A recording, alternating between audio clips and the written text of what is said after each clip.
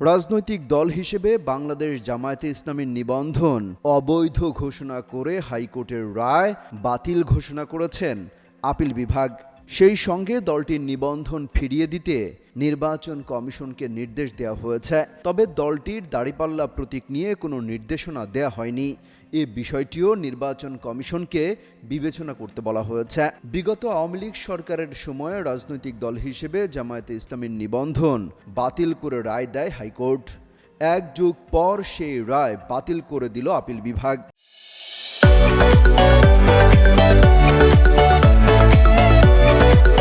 হাইকোর্টের রায়ের বিরুদ্ধে জামায়াতে ইসলামীর আপিল শুনানি করে প্রধান বিচারপতি সৈয়দ রেফাত আহমেদের নেতৃত্বাধীন আপিল বিভাগের 4 বিচারকের বেঞ্চ রোববার এই রায় দেয়।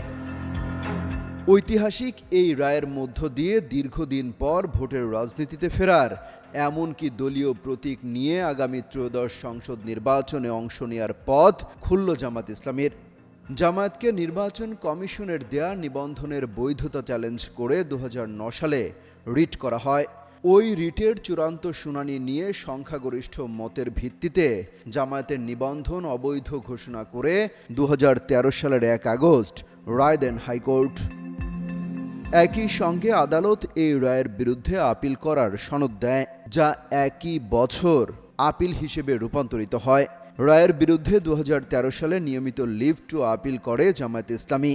জুলাই গণঅভ্যুত্থানে ক্ষমতাচ্যুত হওয়ার আগে তৎকালীন আওয়ামী লীগ সরকার গত বছরের 1 আগস্ট জামায়াতকে নিষিদ্ধ ঘোষণা করেছিল।